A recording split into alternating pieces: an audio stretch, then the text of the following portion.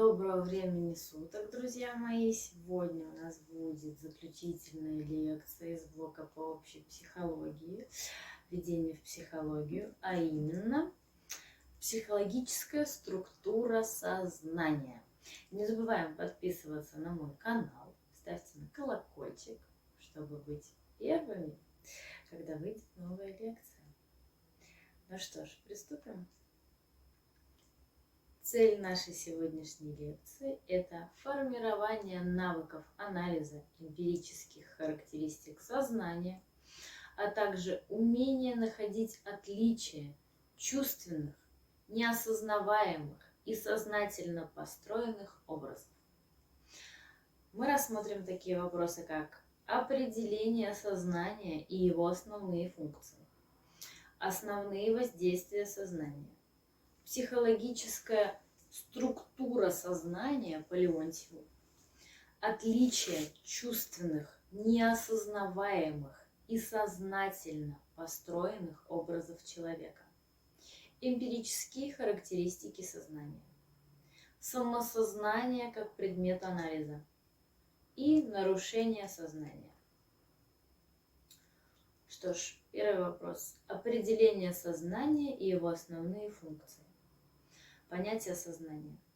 Сознание – это высшая, свойственная человеку форма обобщенного отражения объективных устойчивых свойств и закономерностей окружающего мира. Формирование у человека внутренней модели внешнего мира, в результате чего достигается познание и преобразование действительности. Сознание – это человеческая способность к воспроизведению действительности в мышлении. Психическая деятельность по отражению действительности – общественное сознание. Сознание – это состояние человека в здравом уме и памяти, способность отдавать себе отчет в своих поступках, функциональное состояние организма человека. Сознание – это мысли и чувства, понимание чего-либо, содержание, наполненное сознание. Сознание – это есть способность разбираться в окружающем, относиться ответственно к происходящему, сознательность. Данное определение характеризует сознание как критерий адекватности поведения и как некоторую устойчивость присущих человеку способностей. Основные функции сознания. Отражательное – отражение объективной и субъективной реальности. Порождающее – создающее, творческое. Регулятивно-оценочное – регуляция и оценка мотивов, целей, процесса и результата психической деятельности. Рефлексивное – сосредоточение сознания на самом себе. Основные свойства сознания. Неоднородность поля сознания. Центральная часть – наиболее ясное восприятие, фокус сознания и менее отчетливая, слитная, нерасчлененная область восприятия, периферия сознания. Разнообразное содержание сознания. Непрерывное движение содержания сознания. Два вида состояния сознания – устойчивые и изменчивые по Джеймсу. Представленность процессов сознания двумя большими классами. Произвольные процессы осуществляются с помощью воли, способности человека действовать в направлении сознательно поставленной цели, преодолевая при этом внутренние препятствия, которые могут являть его собственные желания и устремления. Непроизвольные, спонтанные, импульсивные, без участия воли. Психологическая структура сознания. Леонтьев выделил структурой сознания три составляющие: чувственная ткань образа, значение и личностный смысл. Чувственная ткань – это первичное, субъективное переживание определенной модальности, на которой, как на основе, строится сенсорно-перцептивный образ объектов. То есть на чувственной ткани формируется определенное предметное содержание, задаваемые экологией и соответствующей деятельностью живого существа. Леонтьев считал, что функция чувственной ткани в сознании обеспечивает чувство реальности воспринимаемого мира.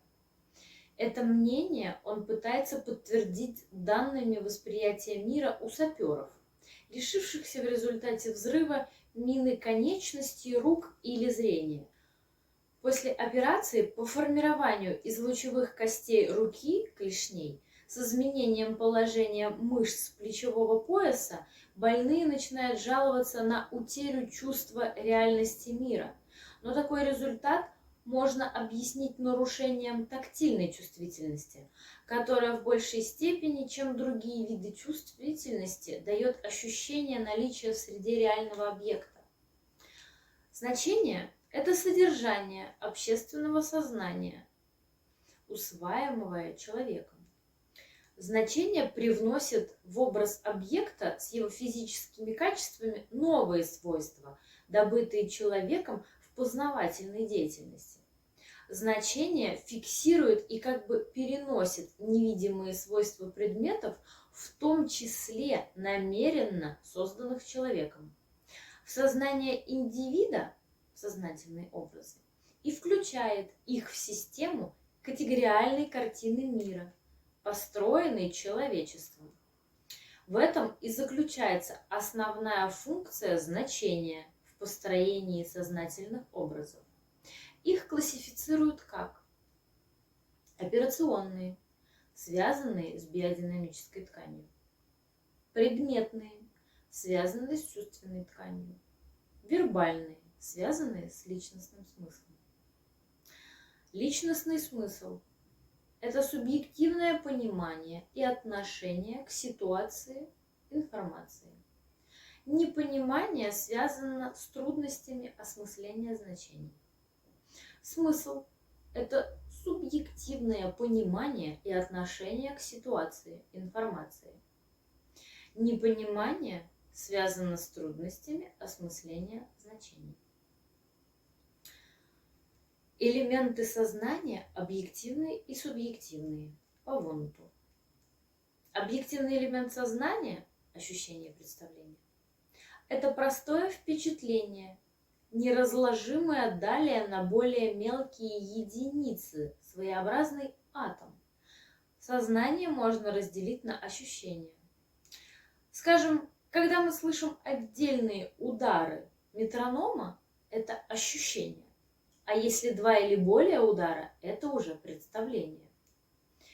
Субъективные элементы – это связанные с самим испытуемым, идущие от него самого внутренние. Это чувства, эмоции, чувственный тон, чувственная окраска ощущений. А перцепция – это процесс, в результате которого элементы сознания становятся ясными и отчетливыми. То есть это внимание не как состояние ясного и отчетливого сознания, а внимание как процесс. А перцепция – это процесс преобразования, например, укрепления единиц сознания. Поток сознания по Джеймсу, исходящий из свидетельств интроспекции, определения процессов сознания как изменчивых, непрерывных, целостных. Свойства потока сознания. Первое. Индивидуальность. Джеймс говорит, что каждое впечатление не элемент. В потоке сознания стремится стать личным, частью личного сознания, пройти через субъект. Второе. Непрерывность. Этот процесс неделим на части. Непрерывность значит, что каждое впечатление нераздельно с другим. Третье. Неповторимость впечатлений. Предположим, человек вспоминает о чем-то важном. Впечатление много раз повторяется. Каждый раз это впечатление помещается в новый контекст, воспринимается иначе. Четвертое. Избирательность или направленность потока сознания. Впечатления в потоке сознания не равны по значимости. они разной интенсивности. Значит, те, что сильнее, зададут направление потоку в целом. Произойдет избирательность впечатлений. Отличие чувственных, неосознаваемых и сознательно построенных образов человека. Чувственный образ есть образ объекта как предмета биологического поведенческого пространства. Сознательный образ как предмет культуры человека претендует на достоверность знания и проникновение в природу предмета. Он есть часть образа мира человека. Чувственный образ объекта имеет биологический смысл и функциональное значение ориентира. Сознательный образ обладает значением, представляющим предмет в системе других предметов, в категориальной сетке знаний человечества, и личностным смыслом, представленным в виде потребности окраски предметов, действий, событий. Из этого сравнения видно, что создание действительно обеспечивает новый уровень отражения мира, открывая для человека не поле его действия, ситуацию, а мир его жизни, бытие, выявляя законы функционирования мира и создавая условия для построения человеком своей жизни на основе полученных знаний. На сегодняшний день в психологии остаются два неконкурирующих между собой понимания сознания.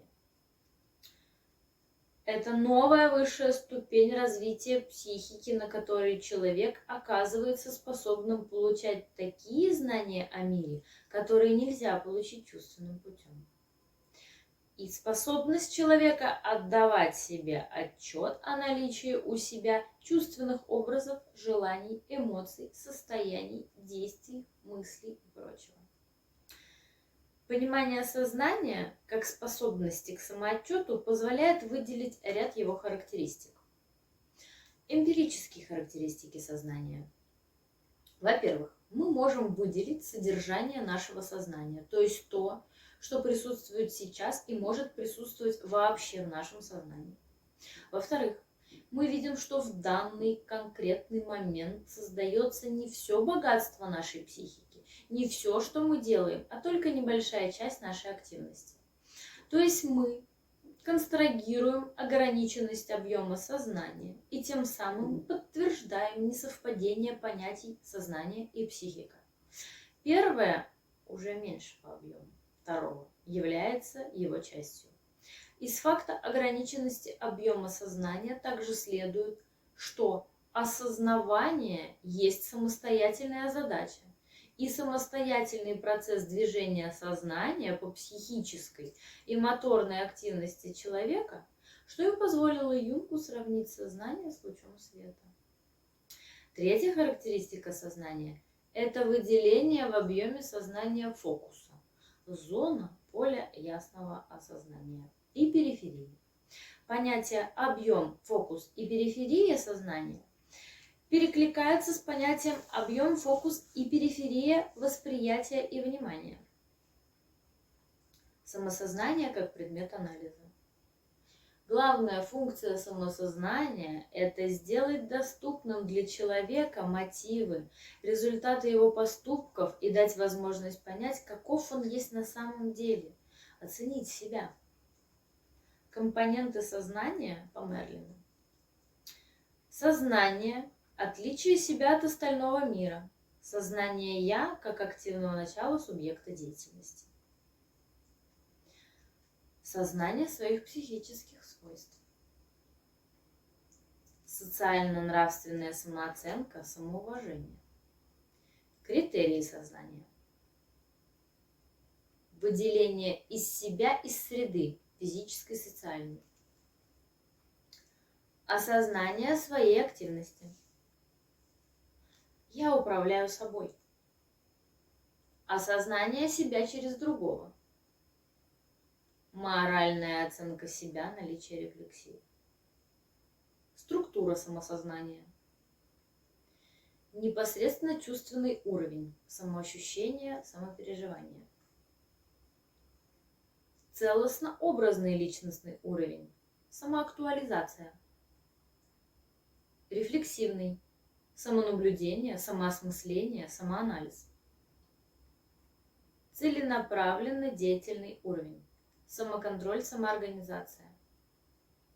Состояние сознания. Сон, рассматриваемый как период отдыха. Сон – это восстановительный период для организма, имеющий различные стадии и выполняющий разнообразные функции.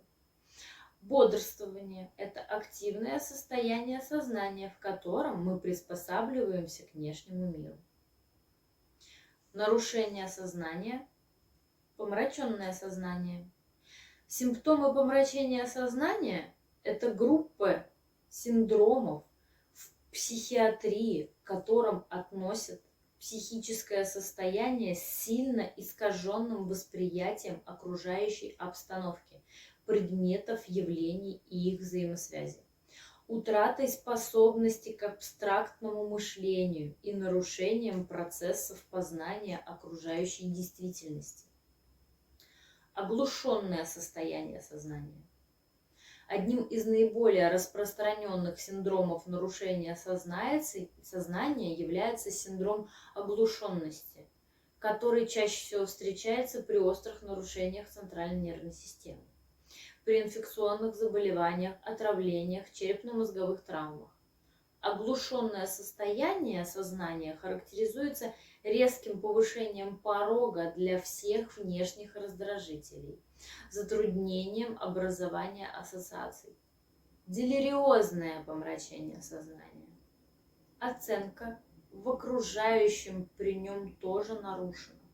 Однако она заключается не в ослаблении, а в наплывах ярких представлений, непрерывно возникающих обрывков воспоминаний. Возникает не просто дезориентировка, а ложная ориентировка во времени и пространстве. На фоне дисциплизорного состояния сознания возникают иногда переходящие, иногда более стойкие иллюзии и галлюцинации. Сновидное состояние сознания. Анейроидное, сновидное состояние сознания впервые описано Майер-Гроссом. Характеризуется причудливой смесью отражения реального мира и обильно всплывающих в сознании ярких чувственных представлений фантастического характера. Больные совершают межпланетные путешествия, оказываются среди жителей Марса. Редко встречается фантастика с характером громадности. Сумеречное состояние сознания. Этот синдром характеризуется внезапным наступлением, непродолжительностью и столь же внезапным прекращением, вследствие чего называют транзисторным, то есть переходящим. Приступ сумеречного состояния кончается критически, редко с последующим глубоким сном. Характерной чертой сумеречного состояния сознания является последующая амнезия. Воспоминания о периоде помрачения сознания полностью отсутствуют. Псевдодеменция. Разновидностью сумеречного состояния сознания является псевдодеменция. Она может возникнуть при тяжелых деструктивных изменениях в центральной нервной системе и при реактивных состояниях и характеризуется остро наступающими расстройствами суждения, интеллектуально-амнистическими расстройствами. Больные забывают названия предметов, дезориентированы, с трудом воспринимают внешние раздражители. Деперсонализация. Характеризуется чувством отчуждения собственных мыслей, аффектов, действий, своего «я», которые воспринимаются как бы со стороны. Частым проявлением дисперсонализации является нарушение схемы тела, нарушение отражения в сознании основных качеств и способов функционирования собственного тела, его отдельных частей и органов. Подобные нарушения, получившие название дисморфобии, могут возникать при разных заболеваниях, при эпилепсии, шизофрении, после черепно-мозговых травм. Ну что ж, друзья, сегодня лекция подошла к концу. Если вам понравилось, подписывайтесь на мой канал, Нажимайте на колокольчик, чтобы быть в курсе публикации новой лекции. Всем хорошего дня!